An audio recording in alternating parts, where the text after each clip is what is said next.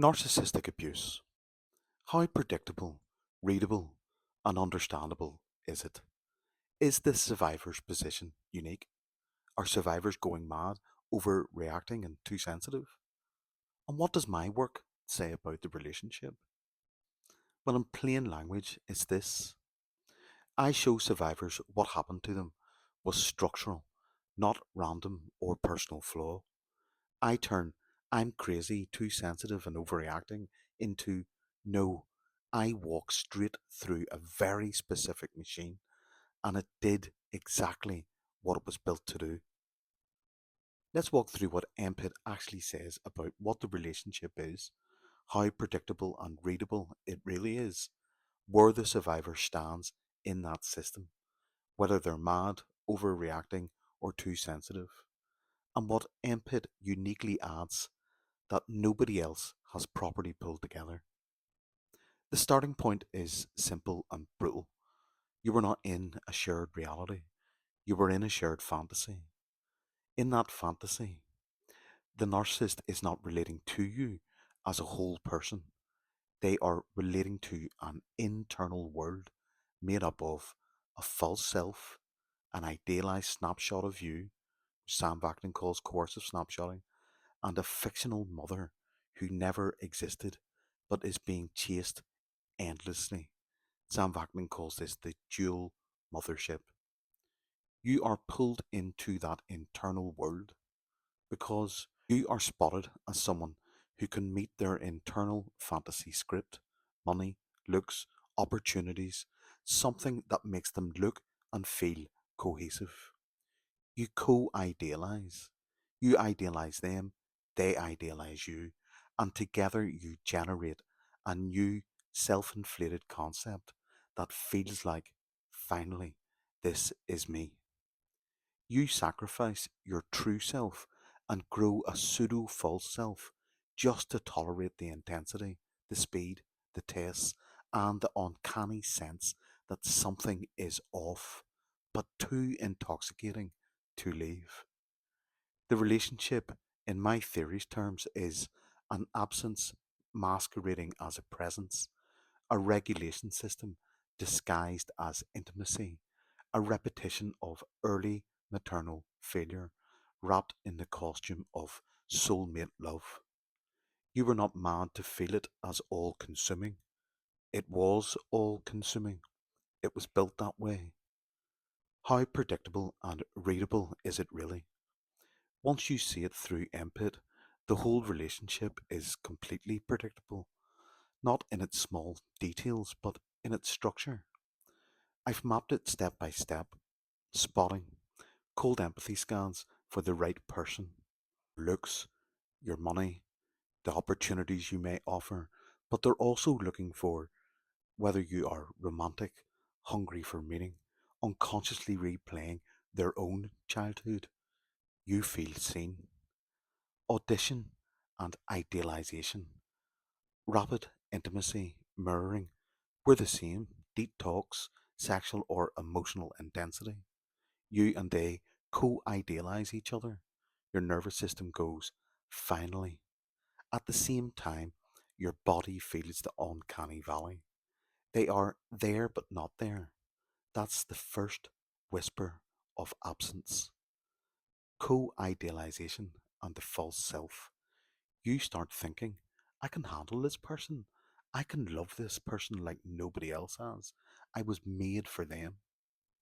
That voice is the birth of your pseudo false self, a self concept that exists to survive idealization, not to live authentically.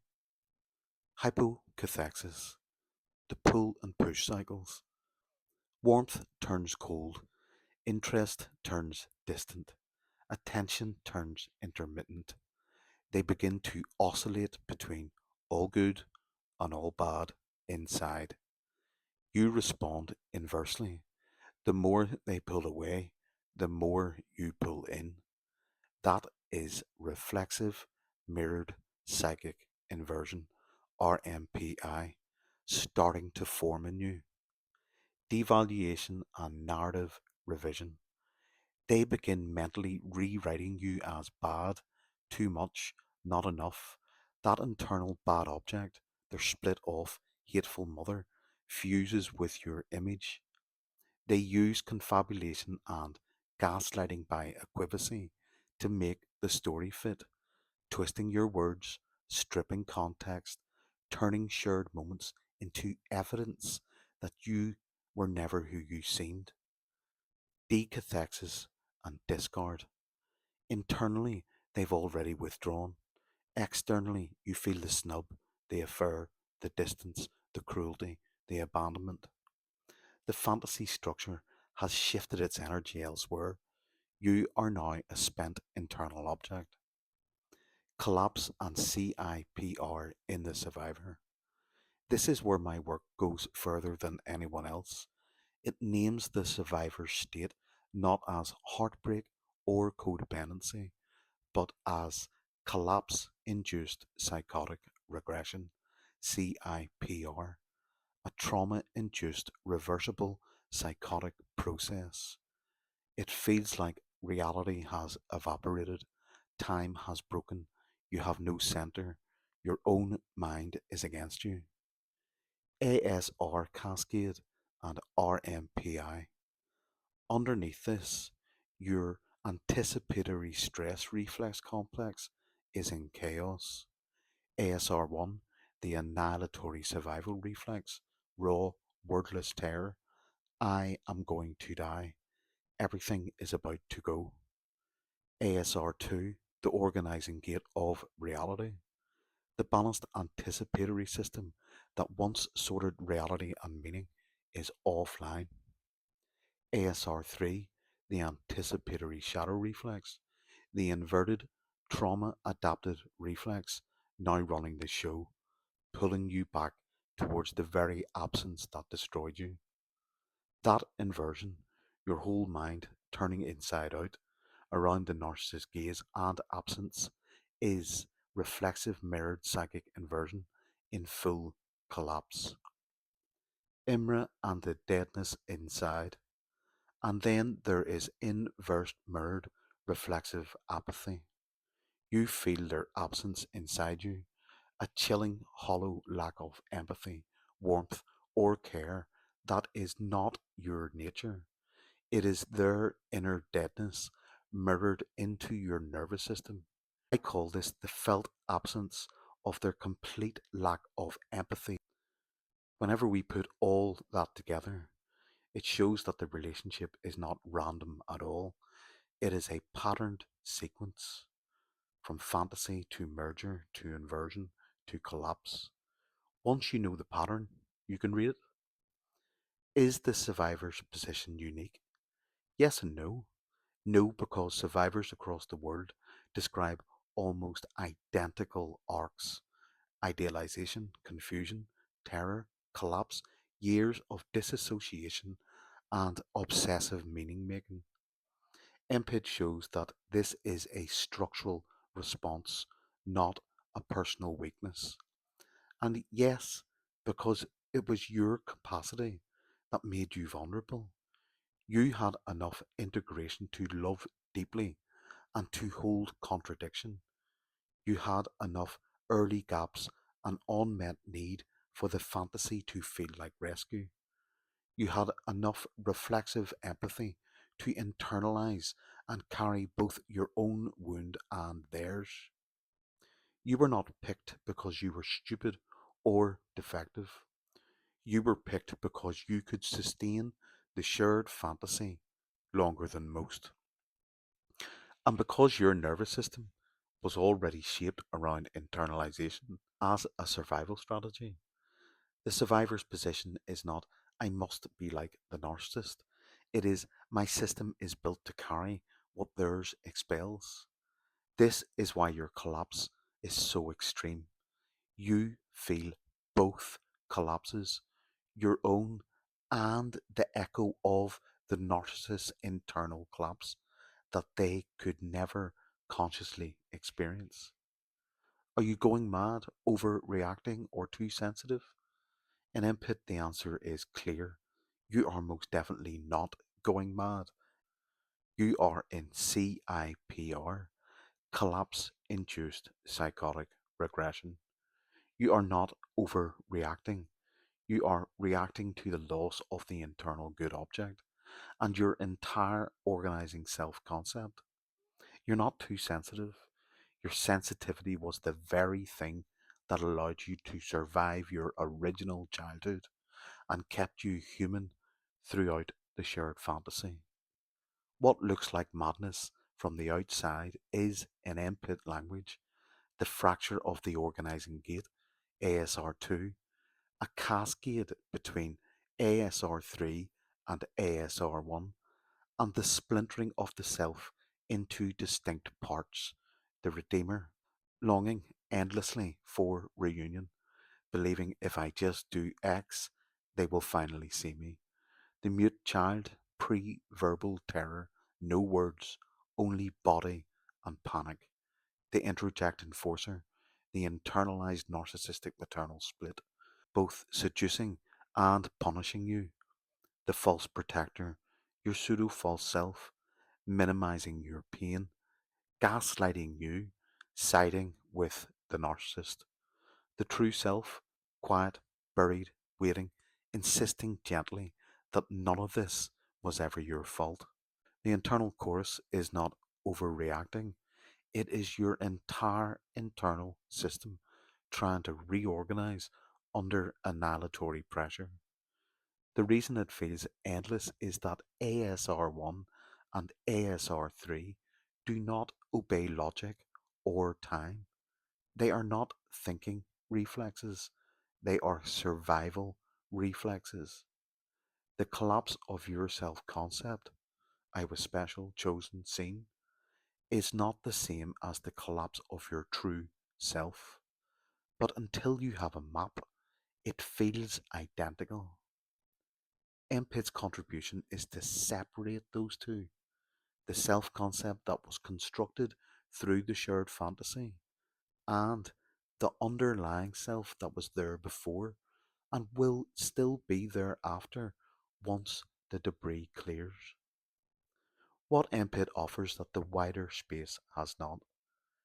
If we pull back and look at my work meta analytically, MPIT offers several things that together are unique. A complete structural model of the relationship.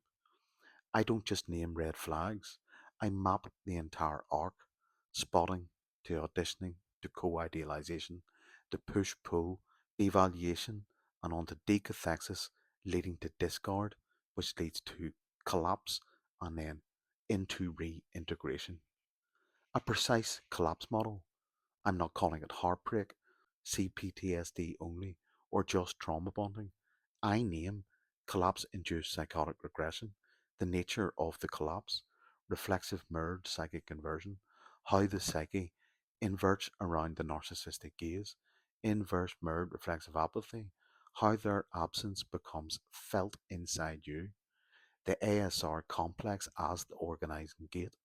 I explain how reality is filtered through ASR2, healthy anticipatory gate, and how under relational catastrophe, ASR3 and ASR1 overrun it. That gives survivors a way to understand why they cannot just think their way out of it. Integration of narcissist and survivor into one model. MPIT does not treat NPD and survivor collapse as separate universes. It shows the narcissist as living in an active, pathological, reflexive, mirrored psychic inversion, projecting outward, externalizing, using others as regulatory self objects. The survivor as falling into passive, reflexive, mirrored psychic inversion, internalizing everything, carrying all the fragments, living through the collapse the narcissist will not face. A bridge built on Vacnan, object relations, and my own lived collapse. I stand proudly, openly, and academically on the shoulders of Professor Sam Vacnan. His shared fantasy, dual mothership, cold empathy, coercive snapshotting, bad object dynamics, and extend that work into the survivor's nervous system, the ASR complex. I also bring Fairbairn, Winnicott, Kernberg, Shore, Pincus, Campbell, and others into alignment with that structure, so people are not floating between disconnected theories, and language that de-shames without excusing harm. This is crucial. I make it clear narcissists are accountable for their behavior. I also make it clear their internal world is built around absence, split objects, and terror of collapse. That allows survivors to move from they're evil, I'm nothing, into they are structurally damaged, I was structurally injured. Their defenses are fixed, mine are reactive. I can integrate, they may never, even if behavior improves. That is not letting them off the hook. It is locating harm where it belongs, in structure and choice together. A path back, not just away. Most of the recovery space, I'd say about 99% of it, is about no contact, boundaries, labeling the narcissist. MPIT says, yes, distance is a law, but then what? And my answer is to map the internal parts, the redeemer, mute child, interject, enforcer, false protector, true self. Get to grips with the ASR cascade, recognizing inverse mirrored reflexive apathy and reflexive mirrored psychic inversion, and slowly reorganizing the internal object world so the self no longer orbits a vanishing center. In other words, my work doesn't just tell people what to leave, it tells them what they are coming back to. So, to answer all those questions directly, what does my work say about the relationship? That it is a structural patterned shared fantasy driven by early absence, not a mysterious one off horror. How predictable, readable, and understandable is it?